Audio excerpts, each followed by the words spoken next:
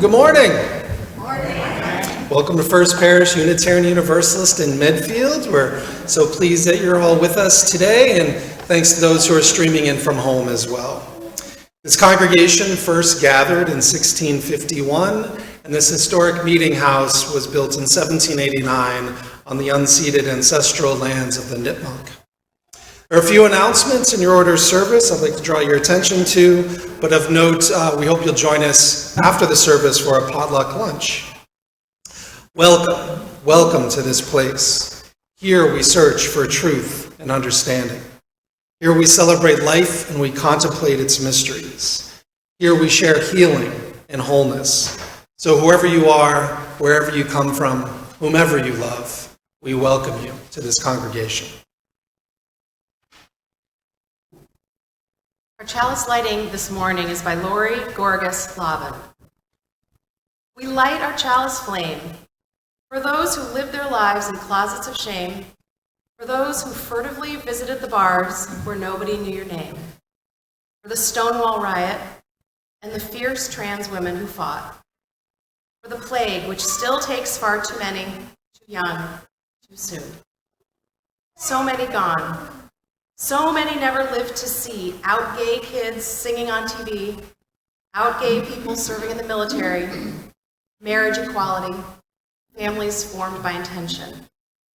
We light our chalice flame for all these and for all our siblings of the rainbow, surviving, living life out in the open with pride.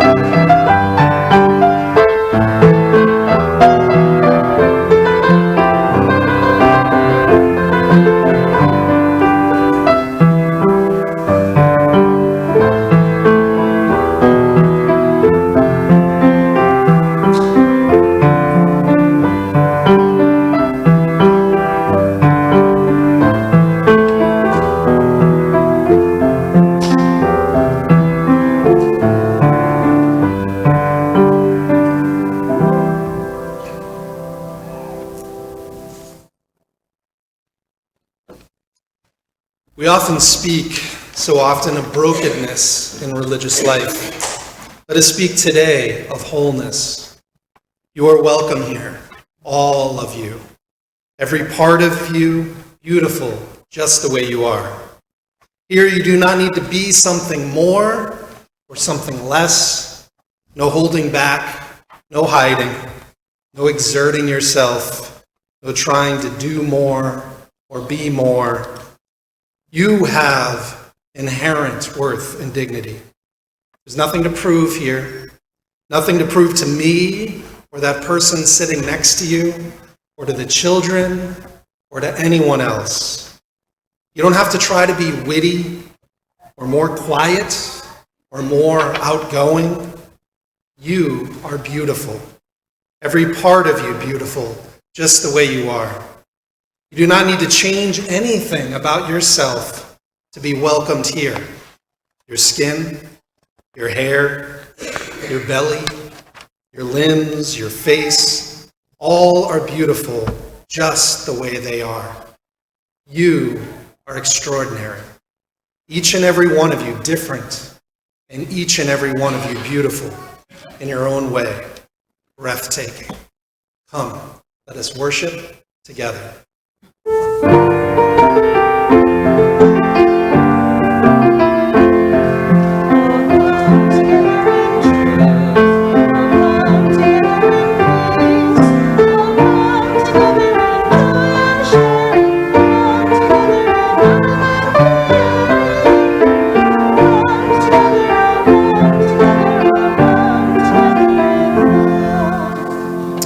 Please rise in body or in spirit for our opening hymn, Morning Has Broken, which is number 38 in your gray hymnal.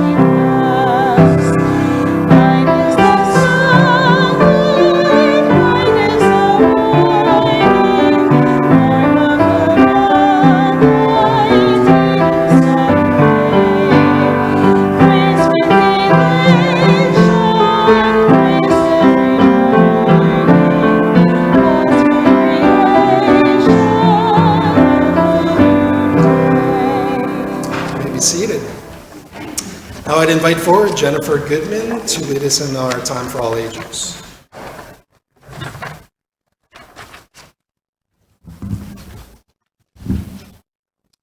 And for all those we've lost recently or long ago, I will now light our candle of remembrance.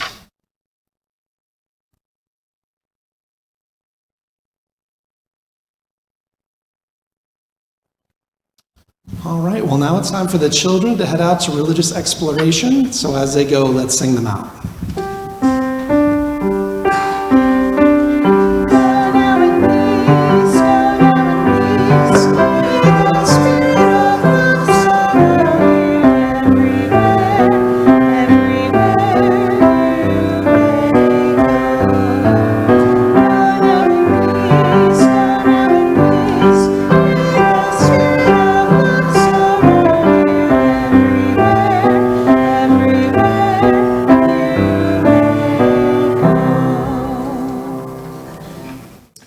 Join me now in a spirit of prayer and meditation.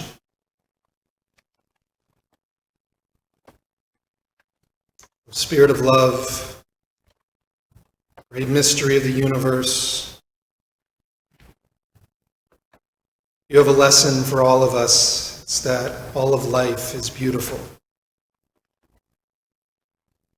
We're each born into this world who we are, tall or short, their own color of skin, their own sexual orientation.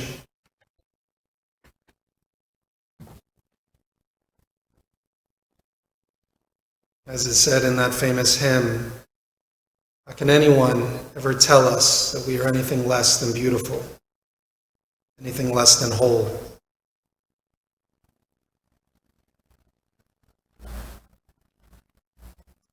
This morning we pray that this nation and every nation will remember their duty to protect human life, and particularly the lives of LGBTQ persons fleeing danger and death.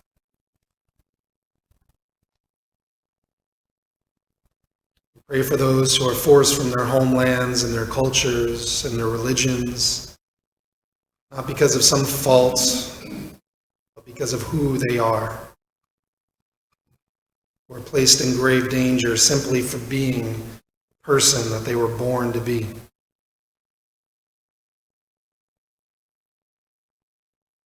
We pray also for the enlightening of governments here and around the world who, with casual disregard for life, would deport those refugees back to their unfeeling homelands near certain death.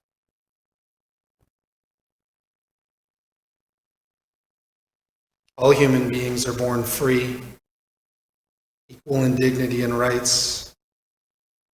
They are endowed with reason and conscience. We all act towards one another in affirmation of our common humanity.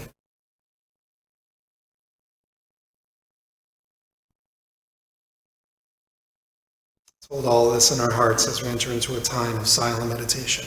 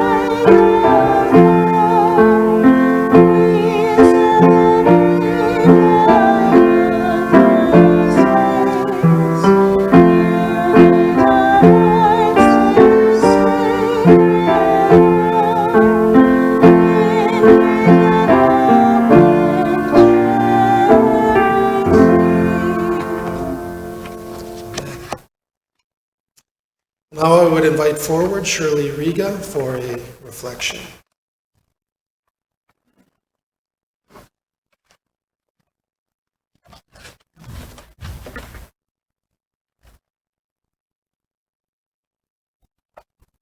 Good morning. You know what paper dolls are. Two-dimensional figures that aren't real. We make them alive by using our imagination to make up their story, because our imagination makes them real. When I arrived in Medfield in November of 2011, I was a two-dimensional figure wandering around a foreign town acclimating after moving 3,000 miles cross-country to Massachusetts. My mother was dying of kidney disease, and my daughter was dying of liver disease. It was a time to come home.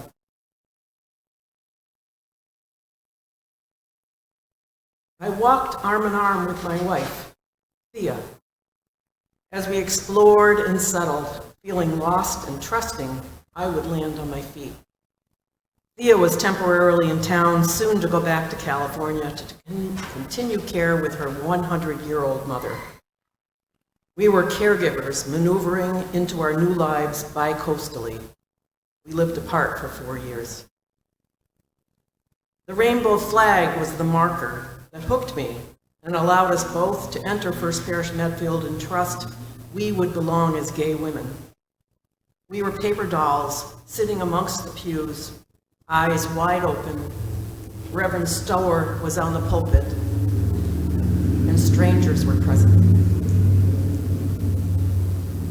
Human connection is a bond that's formed between people when they feel seen and valued. During an authentic human connection, people exchange positive energy with one another and build trust. Human connection makes you feel heard and understood and gives one a sense of belonging. On that Sunday and for days after, I felt a welcoming from strangers. Slowly, we got to know each other, and I found a spiritual home. I am a strong woman, enduring a lot of heartache and loss in my life. I also have a lot of love and happiness around me. I don't shy away from challenges because I truly believe I learn from everyone. The members of First Parish have a similar modus operandi. I don't begin to know how members of this parish have endured the challenges they have faced for decades, both personally and as a UU congregation. Maybe part of the mystery is answered in believing in our UU principles. What I do know is this. In 2011, I lived alone in a small apartment on Green Street in Medfield. I shared my challenges with this community, and no one ran away. In fact, they gathered and demonstrated their support, meeting me where I was, filling my refrigerator, making my small apartment cozy upon my return from long hospital stays, and welcoming me back into the fold. They didn't run from the difficulties in my life, as so many other experiences have. They stood strong as a congregation as my life unraveled over the next 5 years. Now, with hindsight, 12 years later, I am deeply rooted in First Parish Medfield, committed to my self-care, my work as a healer, and offering my strength and wisdom to this community as we live our lives and endure our challenges. A simple rainbow flag was the open door that welcomed us on that fateful day, and I'm so grateful the flag still flies in our majestic historical building, silently representing to me UU's first principle, the inherent worth and dignity of every person. There are so many two-dimensional strangers out in the world, each one with a story. I am grateful to remember each stranger has a story of challenges and joys. I am also grateful we are a welcoming congregation, kind of like a fluid family, living through our challenges and our joys. So the next time you see someone you don't know, and you find yourself judging them for their differences, remember this paper doll story, because they have a story that has helped define them who they are.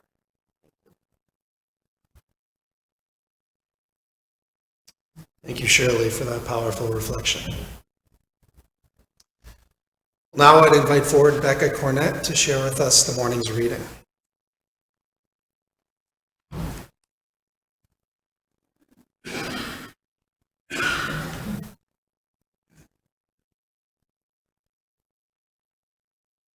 Our reading this morning is entitled Deciding to Build, and it was written by Chris Rothbauer.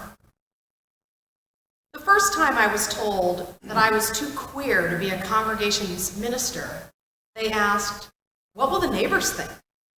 As if it were the most natural question in the world. It was then that I understood how grace works. It's costly. It requires us to be uncomfortable, to get outside ourselves, to go all in. I decided that I didn't want a wishy-washy faith, one that uses me to signal virtue. We're so enlightened. We supported same-sex marriage, as if it's a contest to see who can hold the most correct positions, and not my life they're talking about. Where were they when a trans woman was murdered in Montgomery? Or when a queer couple was denied the right to adopt children?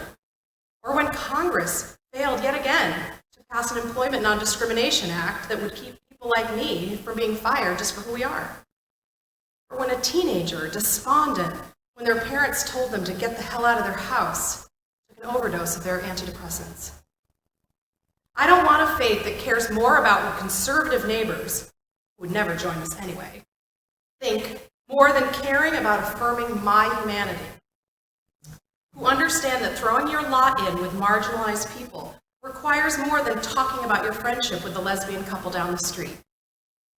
I don't want a faith that wordsmiths my truth, that asks why it's necessary to use the words that best describe my experience as a queer person. I don't need help finding alternative words that might go over better with strangers. I need my siblings in faith to notice their discomfort in hearing about my experiences and use it as a catalyst to action, rather than as a way to cement their own comfort. I want a faith that doesn't consider me as a queer minister, but rather does its damnedest to live up to our professed values. I want a faith that centers my voice and others like me when necessary, that doesn't think that decades of marginalization can be erased with a few good deeds. I don't want a faith that claims to be universalist, but constantly judges some of us for the sin of not conforming to ideas of who we should be. Instead, I want to build this faith. I'll do it with my own two hands if I have to. If I pick up some friends along the way, maybe we just might be able to build something spectacular together. Thank you, Becca. Well, Martha Castle was scheduled to share her personal reflection with us at this time, but she is homesick, so we hope she feels better soon. So instead, I would like to share with you a reflection from a colleague and a former classmate of mine, the Reverend Otto O'Connor, who serves our UU Church in Malden. His reflection is entitled, Claiming Our Name. Happy Pride. It feels strange to say that. This moment is anything but happy because of an assault in this country on black and brown bodies that has never really ended. The movement for Black lives and what's become known as Pride aren't the same movement, but they certainly aren't separate movements. There have always been Black queer people, no matter how much the white LGBTQ plus movement has pushed them to the fringes and tried to claim it all for themselves.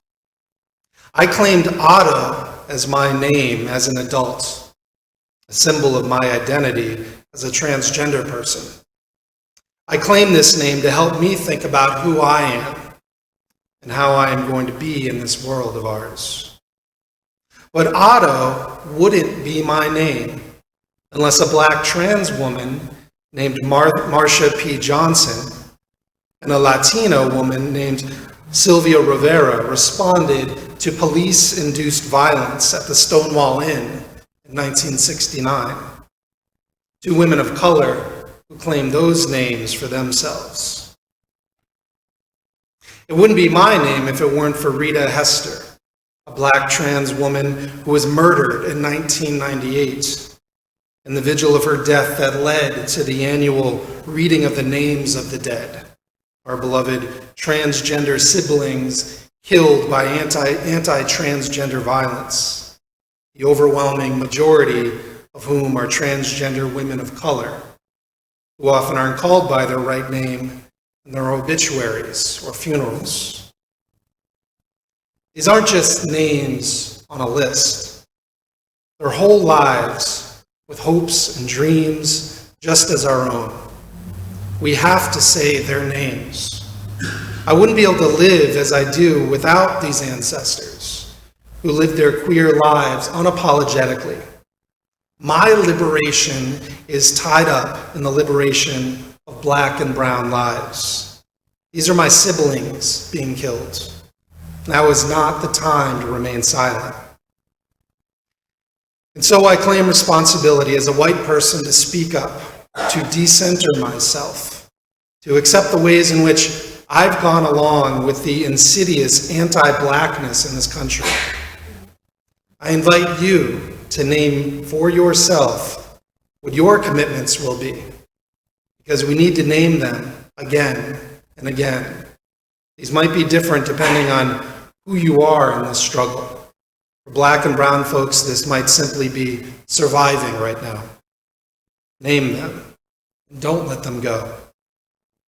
Let us pray that our struggles for liberation are connected, from our ancestors to George Floyd, Breonna Taylor, and Tony McDade, to protesters, especially the Black and brown protesters lifting their voices. May we all remember how inextricably we are linked in this fight for justice and for freedom.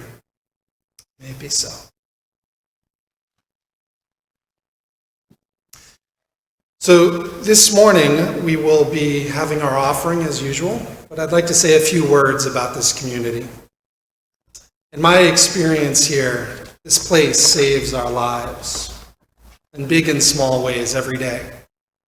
We come into this community broken, hurting, and just being together can help save all of our lives, because we know that we can't do this alone. And this place makes being alive in this world just that much easier. So for this community, I imagine all of us here are so eternally grateful.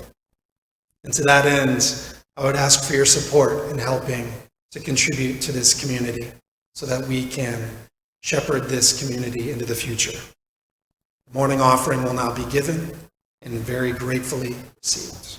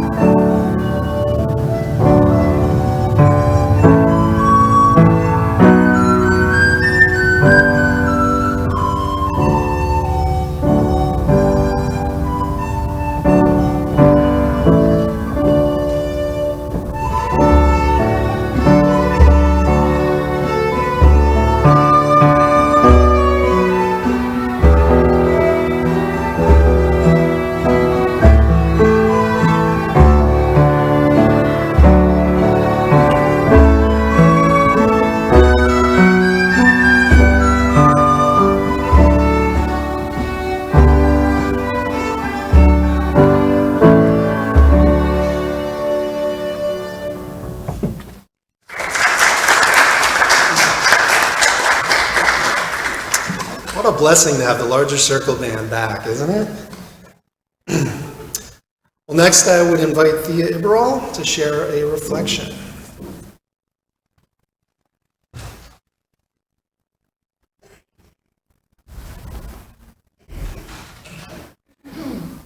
Hello, good morning. Wow. I grew up in a Jewish community outside of Cleveland, Ohio. There was one Christmas tree in the whole town, and we would go over to that family's house and sit in their living room and look at this tree and eat cookies. And they were like aliens. And then I did something in 1968 that turned me into a criminal. I was declared mentally ill. I was sick, I needed medical attention. Doctors thought I was pathological, immature, morally bad, and social evil.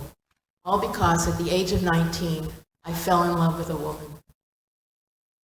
I was beaten up on the streets of New York City. My jaw was cracked. A sociology graduate student wanted to interview me for her master's thesis, but it was too dangerous to do this indoors, so we stood under a street light that was not on, so nobody could see us. And then I went to my university clinic to be tested for a strep throat, and the doctor proceeded to put his hands down my pants because he wanted to see if I was a man or a woman. It took me 22 years to deal with my own internalized homophobia. Even after National Coming Out Day began in 1988, I'd watch it go by year after year with my mouth shut. It took me all that time before I could talk to people about myself without shame, and until I could accept that their prejudice was not about me. And in today's Guardian newspaper, a columnist says, to hate ourselves rather than those that hate us for no good reason is a tragedy. And I eventually did learn that. They say there are 5 stages to coming out to yourself, coming out to a trusted friend, and coming out to your family, and then coming out to your community, and finally coming out to the public at large. And when I did that, I went all out. I lived in a lesbian community for 20 years. I marched in the Los Angeles Gay Pride Parade for many years. I went to gay potlucks, gay dances, gay clubs, gay 12-step meetings, conventions. I moved to Long Beach, which is about 20% gay, with its gay restaurants, gay bars, gay coffee houses, gay stores, gay hotels, gay beaches, gay dog beaches, gay gyms. There are canals there with gondolas that traverse the canals. With gay gondoliers singing to you under the bridges. There's a thrift shop called Out of the Closet. The executive suite is where Melissa Etheridge started her career, and I used to go dancing there. The Guardian columnist today said that it's the people that helped her feel accepted as being gay, and that's what happened to me. To be out in the lesbian community, I could feel their confidence, and it became mine. And so when I moved to Massachusetts in 2015, I had to face the question of what community I was going to join. I checked out the lesbian community, the Jewish community, the activist community, the writers community, the poets, the storytellers, the musicians. And I chose First Parish. Because as a community, you have all of these sides. You don't have gay gondoliers, I know, but you have the next best thing. You're a community committed to values that I hold dear. You have Jewish values of Tikkun Olam, of repairing the world, of tzedakah, of charitable giving. You have gay values of acceptance and of potlucks. You stand up for the oppressed and aren't afraid to show it. This is important because we are living in scary and changing times. Across the country, state legislatures have introduced at least 491 anti-LGBTQ bills so far this year, including 2 in Massachusetts. And this is only 6 months into this year, and I think I read this, that there's more this year than have been in the last 5 years. So these are scary times. There are anti-gay protests in California, which is one of the most liberal states in the United States. 60% of LGBTQ young people feel discriminated against, and 41% of them seriously considered suicide in this past year. Fortunately for us, Massachusetts is the only state with a commission on LGBT youth. It says its goal is to free everyone. And it says, to free everyone, we must free the most marginalized. It says, not in Massachusetts. These things going to happen. Someone said to me yesterday that it's important that older people come out because the younger generation doesn't know what it was like in the past. And they don't realize that we could be heading back towards that. And that's why I stand here today. FPUU is a community committed to respecting the interdependence of all existence. It's committed to embracing differences, to dismantling racism and systemic oppression, to growing spiritually, to fighting climate change, and to doing all these things built on a foundation of love. And it's for that reason I choose you. Thank you.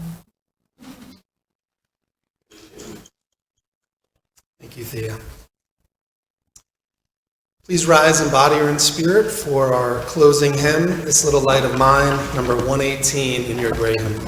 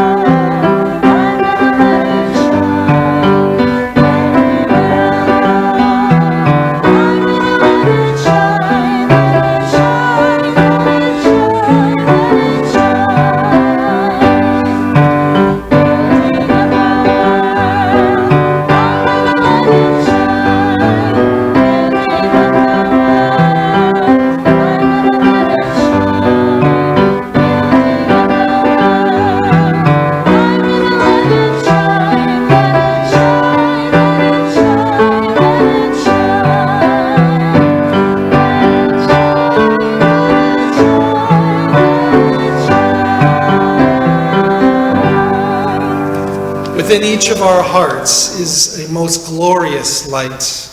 Go forth and let its spark help you understand what troubles both you and others.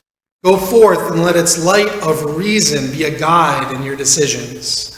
Go forth and bring its ray of hope to those in need of help in both body and spirit, that they too might find healing. Go forth and fan the flames of passion to help heal our world.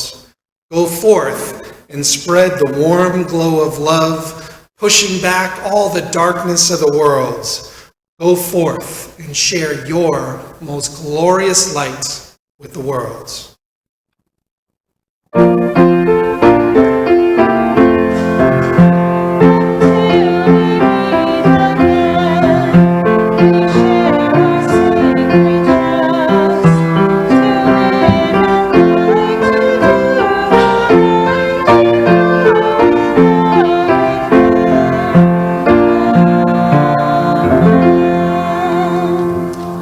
Extinguish our chalice, but may its light and warmth stay in our hearts until we meet again.